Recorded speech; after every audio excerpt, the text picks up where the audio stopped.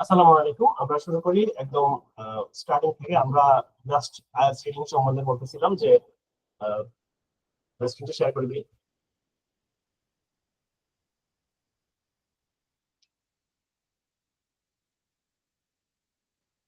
ওকে, বিসমিল্লাহ।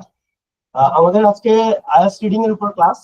প্রথম ক্লাসে আমরা কথা বলেছিলাম আইএলটিএস ওভারভিউ, সেকেন্ড ক্লাসে আইএলটিএস লিসেনিং, থার্ড ক্লাস আজকে আমাদের আইএলটিএস রিডিং। আমাদের আরো তিনটা ক্লাস হবে। আহ, আগামী সেশন হবে আইএলটিএস রাইটিং এর উপর, পরের সেশন হবে আইএলটিএস লিসেনিং এর উপর, ফাইনালি টিপস এন্ড ট্রিক্স। আমরা এই চারটা পাঁচটা সেশনে যে বিষয়গুলো শিখলাম ওগুলোর একটা সামারি করব আমরা। সাথে হচ্ছে আমরা কিভাবে প্রত্যেকটা মডিউল ফাইনাল এক্সামের দিন আমরা কিভাবে অ্যাপ্রোচ করবো। আমাদের হাতে 2 ঘন্টা 45 মিনিট সময় প্রথম তিনটা মডিউলের জন্য, আর ফাইনাল মডিউলের জন্য বা স্পিকিং এর জন্য 11 থেকে 15 মিনিট হয়।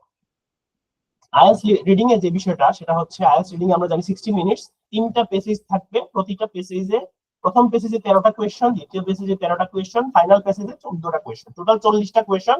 হাতে সময় হচ্ছে 60 মিনিট, তার মানে পার কোয়েশ্চনে আপনার সময় হবে 1.5 মিনিট, মানে 1.5 মিনিট করে।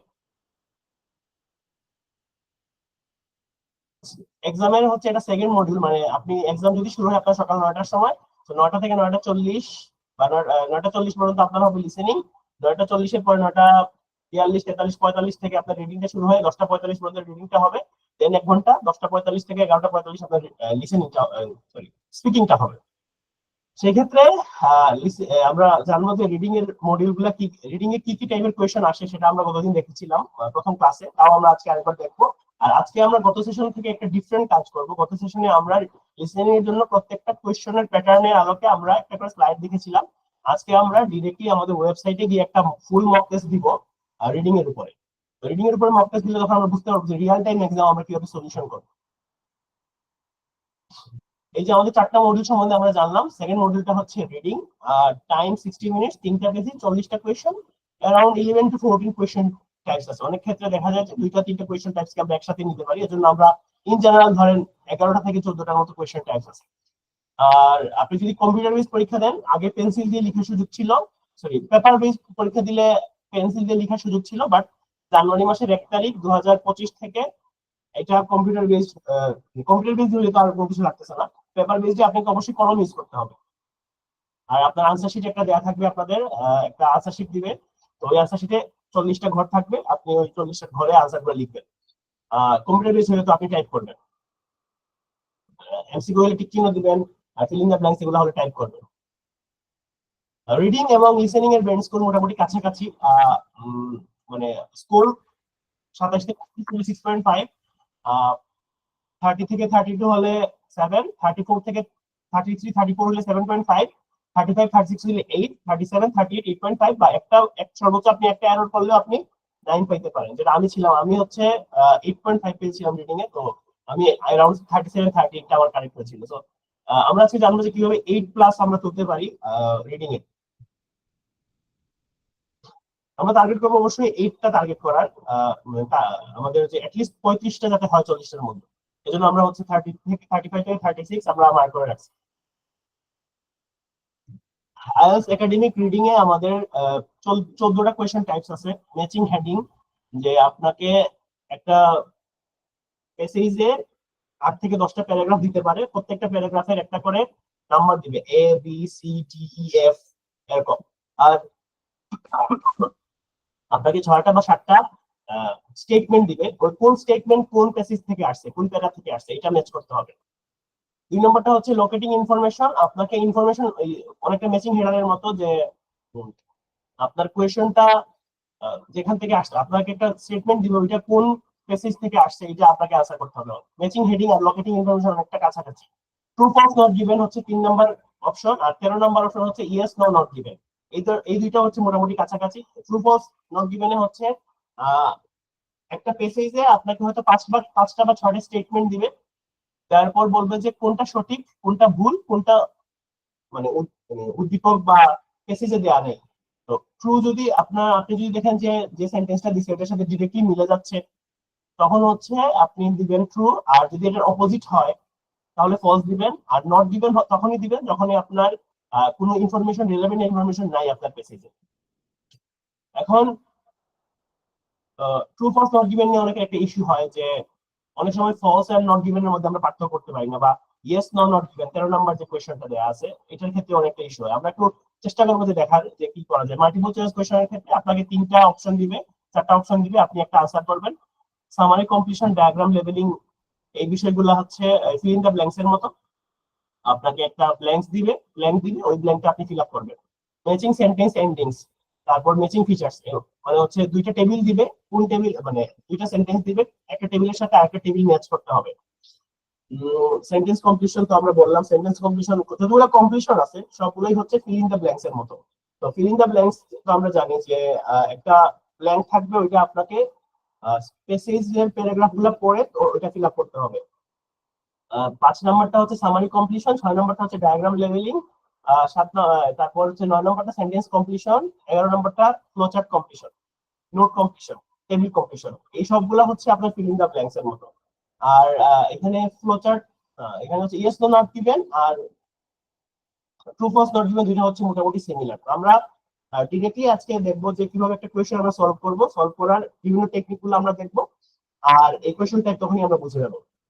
স্কিমিং এন্ড স্ক্যানিং, আমরা স্কিম আর স্ক্যান এই বিষয়টা নিয়ে জানবো যে কোন কোন জিনিসটাকে স্কিমিং বলতেছে, কোন জিনিসটাকে স্ক্যানিং বলতেছে। স্কিমিং মানে হচ্ছে আপনার জাস্ট একটু দেখে গেলেন, ধরেন আমি যদি সামারি করি এরকম যে আপনি জাস্ট চোখ বুলায় গেলেন যে কোন জায়গাতে কোন বিষয় ইম্পর্টেন্ট আছে। আর স্ক্যানিং মানে হচ্ছে আপনি পার্টিকুলার কিওয়ার্ড খুঁজলেন, এই বিষয়টা আপনাকে খুঁজতে হবে, এবং আমরা দেখবো যে কিভাবে আমরা অ্যাপ্রোচ করবো স্কিমিং স্ক্যানিং এর পার্টগুলো। আর এখানে একটা কথা বলা আছে যে ডিফিকাল্টি লেভেলটা অ্যারাইজ করবে আপনার প্রতিটা মডিউল পরে। মডিউল 1 থেকে মডিউল 2 তে যে ডিফিকাল্টি, মডিউল 2 থেকে মডিউল 3 তে ডিফিকাল্টি লেভেলটা একটু বেশি।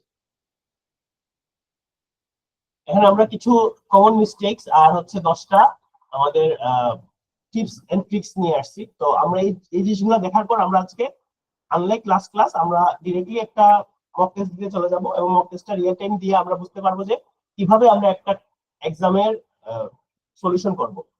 তো প্রথমত হচ্ছে আমাদের common mistakes by IELTS candidates in reading part, সেটা হচ্ছে আমরা প্রতিদিন দেখলাম যে লিসেনিং ও সেম বিষয়টা ছিল যে নো মোর, এই যে নো মোর দেন 2 ওয়ার্ডস বা নো মোর দেন 1 ওয়ার্ডস। আপনাকে যদি বলে যে একটা ওয়ার্ডে আনসার লিখতে হবে, তখন আপনি একটা ওয়ার্ডেই আনসার লিখতে হবে। আপনি দুইটা ওয়ার্ড লিখে আপনার মার্ক হবে। অনেক ক্ষেত্রে আপনাকে বলে যে, এখানে একটা উদাহরণ দিচ্ছে যে ইগনোরিং, কি যেন ছিল যে, হ্যাঁ, reading word limits, writing 3 important factors when it should be 3 factors. তারপর বলছে ignoring one word only or not choosing from a given list are fatal errors. এখানে অনেক ক্ষেত্রে আমরা একটা কাজ করি, সেটা হচ্ছে আমাদের কোনো একটা প্যাসেজ আমাদের মনে হলো যে আমরা রিয়েল লাইফ থেকে উদাহরণ পাইলাম, এবং আমরা খুব বেশি জানি ওই প্যাসেজ সম্পর্কে। তখন আমরা কি করার চেষ্টা করি, আমরা জানি যে ওইখানে কি হবে, যে ওই ফিল ইন দ্য ব্ল্যাঙ্কস এ কি হবে, এটা আমরা মোটামুটি আন্দাজ করে ফেলতে পারছি, এবং আমরা যেটা মনে করছি ওই আনসারটা এখানে বসিয়ে দিলাম। কিন্তু আনসারটা এভাবে হবে না, আনসারটা হচ্ছে প্যাসেজের হুবহু ওয়ার্ড দিতে হবে, আপনি প্যারাফ্রেজ করে আনসার দিতে পারবেন না। পরেরটা হচ্ছে পুয়ার টাইম ম্যানেজমেন্ট। রিডিং এর ক্ষেত্রে সবথেকে বেশি ইস্যু হয় টাইম ম্যানেজমেন্টের ক্ষেত্রে। আপনার 3টা পেসেজ সময় হচ্ছে 20 মিনিট করে, 20 মিনিট করে এরকম ফিক্সড করা নাই।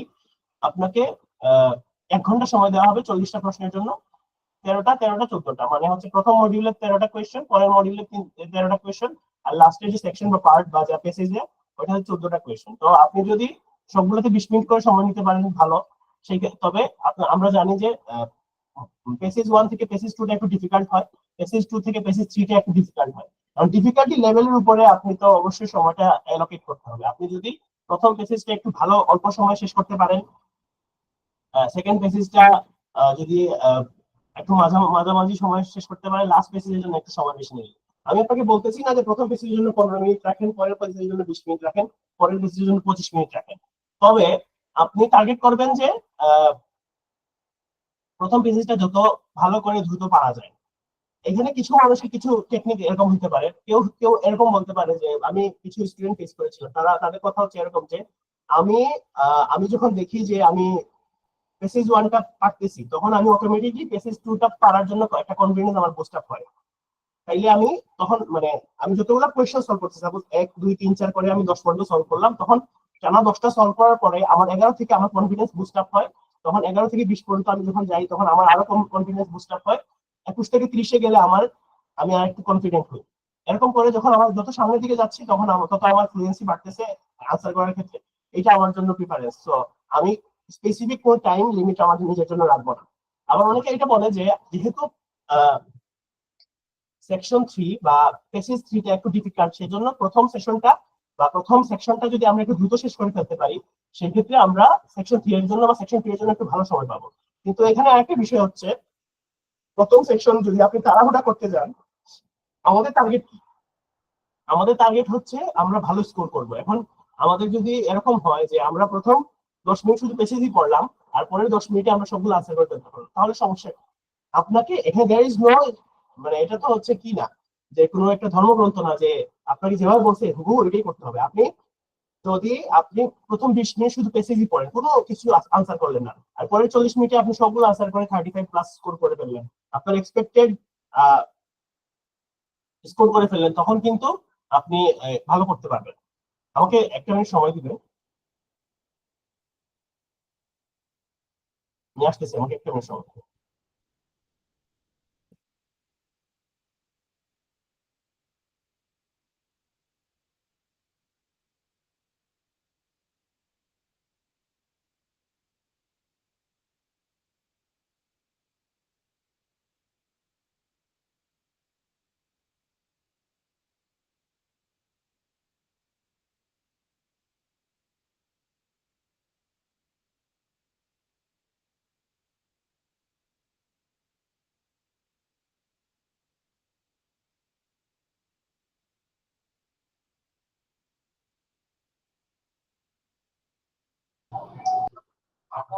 আমাকে একটা মিনিট সময় দিবেন, আমার অনলাইনে একটা ক্লাস চলতেছে, তো এটা জাস্ট অ্যাটেন্ডেন্সটা দিয়ে আসতেছি।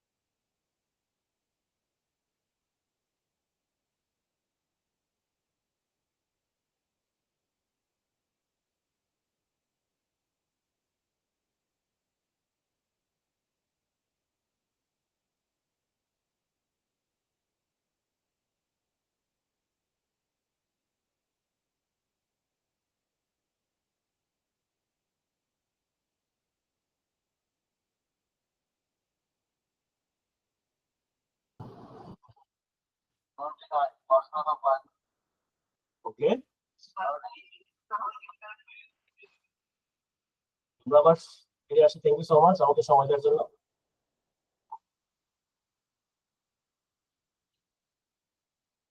আমরা আমাদের যে কথাটা দিচ্ছিলাম আপনাদেরকে 10:30-র মধ্যে শেষ করার, আমরা 10:30-র মধ্যে শেষ করবো। আমরা আপনাদের এক্সট্রা কোনো টাইম নিব না। এবং আমরা হচ্ছে যেহেতু আজকের সেশনে আমাদের কিছু কি হইলো, কিছু মিনিট আমাদের নষ্ট হইলো, আমরা চেষ্টা করব কিছু ভিডিও আপনাদের দেওয়ার জন্য। এবং আমরা কিছু ভিডিও করে আপনাদেরকে শেয়ার করে দিব, যাতে আপনাদের এই যে আমরা আপনাদের সাথে যে কমিটমেন্ট করছি আগামী মানে 6 দিনে আপনাদের সাথে আমাদের কমিটমেন্ট ছিল 9 আওয়ার্স এর। তো আমরা 9 আওয়ার্স এর পুরো 9 আওয়ার্সই ইউটিলাইজ করার চেষ্টা করব। এবং আমরা আমাদের অ্যারাউন্ড হচ্ছে 20 থেকে 25 মিনিটের মতো নষ্ট হয়েছে। আমরা 20 থেকে 25 মিনিটের ভিডিও কন্টেন্ট করে ওইটা শুট করে এডিট করে আপনাদের সাথে আমরা ইউটিউব চ্যানেলের মাধ্যমে বা ইউটিউব চ্যানেলে আপলোড করে আপনাদের সাথে শেয়ার করে দিব। আমরা আমাদের কোয়ালিটি নিয়ে কখনোই কম্প্রোমাইজ করবো না।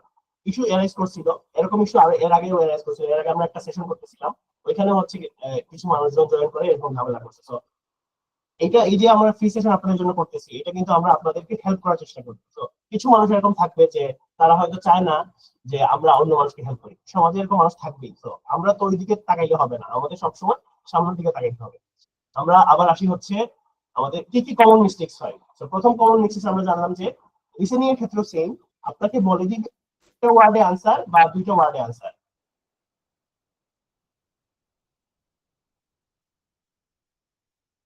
একটা ওয়ার্ড বা দুইটা ওয়ার্ডের যদি আনসার করেন আপনি, সেই ক্ষেত্রে আপনাকে যদি দুইটা ওয়ার্ডে আনসার বলে, সেক্ষেত্রে আপনি একটা ওয়ার্ডে আনসার করলে আপনার আনসারটা হবে। কিন্তু আপনাকে যদি বলে একটা ওয়ার্ডে আনসার করতে, সেক্ষেত্রে আপনাকে অবশ্যই একটা ওয়ার্ডে আনসার করতে হবে। আপনি দুইটা ওয়ার্ডে আনসার করার কোনো সুযোগ পাবেন না। দুইটা ওয়ার্ডে আনসার করলে আপনার মার্কটা কাটা যাবে। 2 নম্বরটা তো আমরা বলছিলাম যে পুয়ার টাইম ম্যানেজমেন্ট। আপনার টাইম ম্যানেজমেন্ট স্কিলটা খুব বেশি গুরুত্বপূর্ণ। টাইম ম্যানেজমেন্ট স্কিলটা খুব বেশি গুরুত্বপূর্ণ। কেন? কারণ আপনার সময় হচ্ছে 60 মিনিটস, আর আপনার হাতে কোয়েশ্চেন হচ্ছে 40টা। তো 40টা কোয়েশ্চেন আপনি যদি 60 মিনিটসে দেন, এভারেজে প্রতি 1.5 মিনিটে একটা করে কোয়েশ্চেন দিতে হবে। কিন্তু সবগুলা কোয়েশ্চেন কিন্তু 1.5 মিনিটে পারা চ্যালেঞ্জিং হতে পারে। কিছু কিছু কোয়েশ্চেন হয়তো এরকম হবে যে আপনি 5টা বা 6টা যখন আপনাকে ফিলিংতে ব্ল্যাঙ্কস দিবে, তখন আপনি হয়তো 5 মিনিট বা 4 মিনিটে শেষ করে ফেলতে পারতেছেন। কিন্তু অনেক সময় হেডার যেটা আছে, যে একটা আপনি সরি আপনি পেজে গিয়ে দেখবেন যে কিছু কিছু পেজে এরকম থাকে যে প্রত্যেকটা প্যারাগ্রাফের পাশে ABCDEFGH এরকম লেখা থাকে। তো ABCDEFGH যদি লেখা থাকে, তাহলে কিন্তু আপনাকে বুঝতে হবে যে আপনাকে ম্যাচিং হেডার বা হেডিং ম্যাচার এরকম একটা কোয়েশ্চেন দিবে, যে একটা সেন্টেন্স বা দুইটা সেন্টেন্স, প্রতিটা পেজ থেকে একটা সেন্টেন্স দিতে পারে।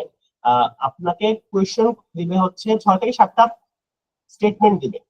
কোন স্টেটমেন্টটা কোন প্যারাতে আছে ওই বিষয়টা আপনাকে খুঁজে বের করতে হবে। এবং আমি যতগুলো স্টুডেন্ট ফেস করছি, এবং সবারই একটাই ইস্যু ছিল, বেশিরভাগেরই একটা ইস্যু ছিল, যে হেডিং ম্যাচার জিনিসটা ফেস করা তাদের জন্য চ্যালেঞ্জিং। কারণ ওই সেন্টেন্সটা কোথা থেকে আসছে।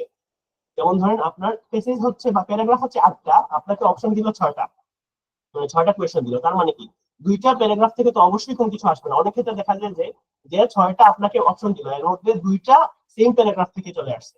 তার মানে কি তখন হচ্ছে আপনার আরেকটা প্যারা থেকে জিনিসটা বাদ দিয়ে দিবে। ঠিক আছে? তো এরপরে আমাদের হচ্ছে রিডিং এভরি ওয়ার্ড। এখন অনেক আমাদের এক্সামটা কিভাবে আমরা অ্যাপ্রোচ করবো, আমরা যে বিষয়ে যেভাবে অ্যাপ্রোচ করবো সেটা হচ্ছে প্রথম প্যারাটা আমরা ফুল পড়ার চেষ্টা করবো। আমাদের প্যারা থাকবে কয়টা, 8টা বা 10টা। 8টা বা 10টা হইলে প্রথম প্যারাটা আমরা ফুল পড়ার চেষ্টা করবো। আর পরে সবগুলো প্যারা থেকে আমরা প্রথম একটা করে সেন্টেন্স পড়ার চেষ্টা করবো। তো প্রথম সেন্টেন্সটা যদি আমরা পড়ি, তখন আমাদের আইডিয়া হয়ে যাবে ওই প্যারাতে কি টাইপের ইনফরমেশন থাকতে পারে বা কি নিয়ে ইনফরমেশন থাকতে পারে। তার পরবর্তীতে আমরা কোয়েশ্চেনে চলে আসবো। অনেকে কি করে, অনেকে হচ্ছে প্রথমে সবগুলো সবকিছু লাইন বাই লাইন পড়তে যায়। লাইন বাই লাইন পড়তে গেলে আপনি যদি 2 পেজ ফুল পড়েন, তখন কিন্তু আপনি যখন 2টা পেজ শেষ করবেন, প্রথম পেজের সেকেন্ড প্যারাগ্রাফে কি ছিল আপনি হয়তো নাও মনে রাখতে পারেন। আর আপনি যদি ডিরেক্ট কোয়েশ্চনে চলে যান, তখন কিন্তু আবার আরেকটা সমস্যা হচ্ছে যে আপনি কোয়েশ্চনে চলে গেলে কোন প্যারাগ্রাফে কোন কোয়েশ্চেন আবার আপনাকে কোয়েশ্চেন মানে প্যারাতে ফিরতে হচ্ছে। এজন্য আমরা বলি যে প্রথম প্যারাগ্রাফটা ফুল পড়ে নিন। প্রথম প্যারাগ্রাফটা ফুল পড়ে নিলে তখন কি হবে, আপনার মোটামুটি পুরো পেজের সম্বন্ধে একটা আইডিয়া হয়ে যাবে। দেন প্রত্যেকটা প্যারার জন্য একটা করে টপিক সেন্টেন্স বা প্রথম সেন্টেন্সটা নিয়ে কথা বলবেন বা মানে পড়ে পড়ে নিবেন। তারপরে কোয়েশ্চেন আনসার করা ইজি হবে। এরপরে হচ্ছে বলছে reading every word, this is time consuming and unnecessary. High scorers know when to skim for general understanding and when to scan for specific details. So skim জিনিসটা আর স্ক্যান জিনিসটা আমি easily আপনাকে একটু বলার চেষ্টা করি। সেটা হচ্ছে যে আমরা এই যে কি করলাম, আমরা ধরেন প্রথম প্যারাটা পড়লাম আর প্রত্যেকটা প্যারাগ্রাফের প্রথম সেন্টেন্সটা পড়লাম, এটাকে আমরা স্কিমিং বলতে পারি। যে জাস্ট আমরা একটু মানে চুপ বলে যাওয়ার মতো আর কি, যে আমরা কোন জায়গাতে কি আছে এটা একটু দেখে নিলাম। আর তারপরে যখন আমরা কোয়েশ্চনটা আইডেন্টিফাই করবো, যেমন ধরেন আমরা একটা ফিল ইন দ্য ব্ল্যাঙ্কস এর হচ্ছে একটা 5টা কোয়েশ্চন আছে, একটা পেসেজ আকারে বা একটা প্যারাগ্রাফ আকারে ফিল ইন দ্য ব্ল্যাঙ্কস দিছে আমাদের 5টা কোয়েশ্চন। তো ওই প্যারাগ্রাফটার আনসার গুলা কোন পেসেজে কোন জায়গাতে থাকতে পারে ওটা যখন খুঁজবো, ওই কিওয়ার্ড গুলো যখন খুঁজবো, তখনই হচ্ছে আমরা কি পাবো, ওই ওটাকে বলতেছি স্ক্যানিং। সো স্ক্যানিং আর স্কিমিং বিষয়টা খুবই গুরুত্বপূর্ণ। আমরা জানতে হবে আমাদের কখন স্ক্রিনিং করতে হবে, কখন স্ক্যানিং করতে হবে। অনেক ক্ষেত্রে দেখা যায় যে আপনাকে পুরো প্যাসেজটা পড়তে হচ্ছে, অনেক ক্ষেত্রে দেখা যায় যে আপনাকে শুধুমাত্র জাস্ট একটা পার্টিকুলার প্যারা পড়লেই হবে। যেমন আমি যখন পরীক্ষা দিই, তখন আমি দেখলাম যে আমার 5 থেকে 6টা কোয়েশ্চন আসছে একটা সিঙ্গল প্যারাগ্রাফ থেকে। তার মানে কি, একটা প্যাসেজে প্যারাগ্রাফ থাকে 8 থেকে 10টা বা প্যারা থাকে 8 থেকে 10টা। এর মধ্যে প্রত্যেকটা প্যাসেজ থেকে কয়টা কোয়েশ্চন থাকবে, 13 থেকে 14টা। প্রথম প্যারাগ্রাফে বা প্রথম প্যাসেজে 13টা কোয়েশ্চন, পরের প্যাসেজে 13টা কোয়েশ্চন, আর ফাইনাল প্যাসেজে হচ্ছে 14টা কোয়েশ্চন। তো আউট অফ 13টা যদি কোয়েশ্চন থাকে এবং প্রত্যেকটা আর যদি আমি একটা জায়গা থেকে একটা প্যারা থেকে 7টা বা 6টা বা 7টা কোয়েশ্চন আনসার করে ফেলতে পারি, তার মানে কি, তার মানে বাকি 7টা বা 8টা যে প্যারাগুলো থাকবে ওইগুলো থেকে আমাকে আর 6টা কোয়েশ্চন বের করতে হতো। তার মানে আমাকে ওই জাস্ট একটা প্যারাগ্রাফ পড়ে মানে ভালো করে পড়ে গেলে আমার 6 বা 7 মার্কস ফাইনাল। আচ্ছা, এরপরে বলতেছে যে following for distractors, especially in multiple choice questions or true false not given, options might sound plausible but are not fully supported or are actively contradicted by the text. Students often confuse not given with false. এখন আমরা যেটা বললাম যে yes no not given, true false not given, এই বিষয়গুলোতে অনেকের confusion হয়। অনেক ক্ষেত্রে ফলস জিনিসটা আর নট গিভেন জিনিসটা আমরা গুলিয়ে ফেলি। গুলিয়ে ফেলার কারণ কি, আমরা একটা পেসেজে পড়লাম বা একটা প্যারাগ্রাফে একটা জিনিস পড়লাম, তো পড়ার পরে যখন আমরা একটা যে ওই প্যারাগ্রাফ থেকে একটা কোয়েশ্চন আমাদের দিল ইয়েস নো নট গিভেন বা ট্রু ফলস নট গিভেন, সেক্ষেত্রে আমরা ওই একটা সেন্টেন্স আমাদের দিল স্টেটমেন্ট, এটা কি সত্য হবে না মিথ্যা হবে, না এই যে মানে স্টেটমেন্টটা দেওয়া হয়েছে ওই স্টেটমেন্টের আলোকে কোনো তথ্য কি পেসেজে আছে কিনা, যদি না থাকে তাহলে নট গিভেন। এখন আপনি পেসেজটা দেখে আর কোয়েশ্চনটা দেখে মনে হইলো যে একটু কনফিউজ আপনি যে এটা কি নট গিভেন হবে না ফলস হবে। অনেক ক্ষেত্রে মানুষ এটা ভুল করে। সো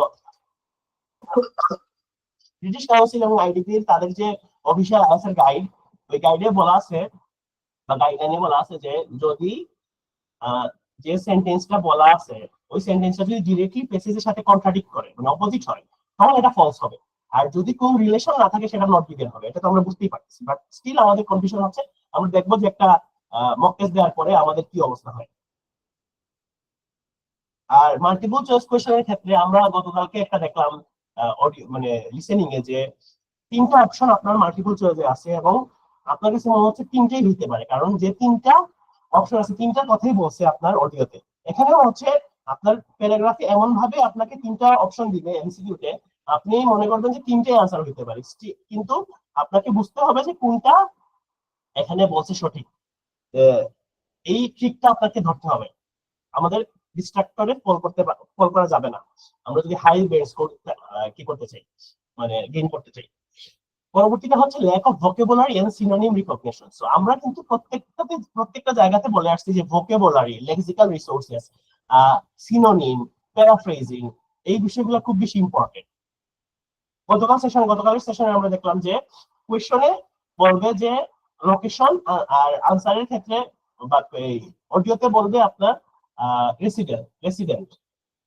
রেসিডেন্স কোথায়, লোকেশন কোথায়, দুইটা কিন্তু সেম জায়গা বা সেম জিনিস।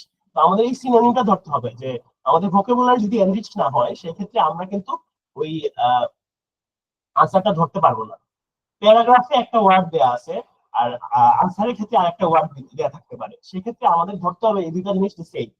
তো এটার জন্য আমরা কি করতে পারি, আমাদের যদি ভোকাবুলারির সমস্যা থাকে তখন আমরা একটা বই ফলো করতে পারি, সেটা হচ্ছে কেমব্রিজ ভোকাবুলারি, সেটা হচ্ছে কেমব্রিজের 1 থেকে 19 বা 1 থেকে কত যত লাস্ট এডিশনের উপর নির্ভর করে, যে কেমব্রিজের 1 থেকে এখন তো 1 থেকে 19 তো রিসেন্টলি যে বইটা বের হবে বা বের হয়েছে হয়তো, যে আইএলটিএস ভোকাবুলারি, তো 1 থেকে 19 এর মধ্যে যতগুলা ওয়ার্ড আছে সবগুলোর ভোকাবুলারি দেওয়া আছে এখানে।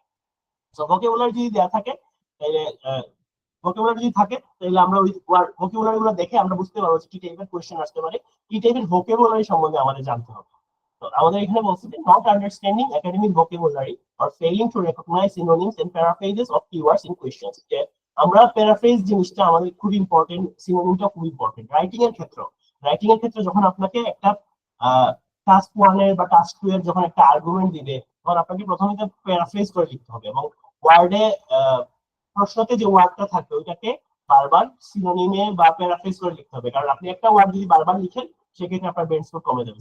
সেম ক্ষেত্রে আপনার কিন্তু যদি ভোকাবুলারি ভালো থাকে, আপনি স্পিকিং এ তো অবশ্যই ভোকাবুলারিতে মার্কস আছে, স্পিকিং এ ভালো করবেন আপনি, রাইটিং এ ভালো করবেন আপনি, লিসেনিং এ ভালো করবেন আপনি, রিডিং এ ভালো করবেন। সো ভোকাবুলারি ইজ মাস্ট, এবং আপনাকে কেমব্রিজ ভোকাবুলারি বইটা আপনারা দেখতে পারেন।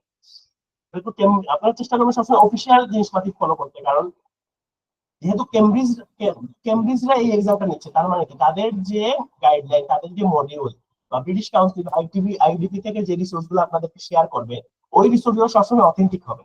থার্ড পার্টির অনেকগুলো রিসোর্স আছে, কিন্তু আপনি প্রথমত শেষ করবেন যে 1 থেকে 19 বা 10 থেকে 19টা প্রথমত শেষ করবেন, তারপরে হচ্ছে আপনি ভোকাবুলারি এগুলো দেখলেন, আপনি যদি সম্ভব হয় 1 থেকে আবার 9 পর্যন্ত শেষ করবেন, আপনার হাতে যদি এনাফ টাইম থাকে।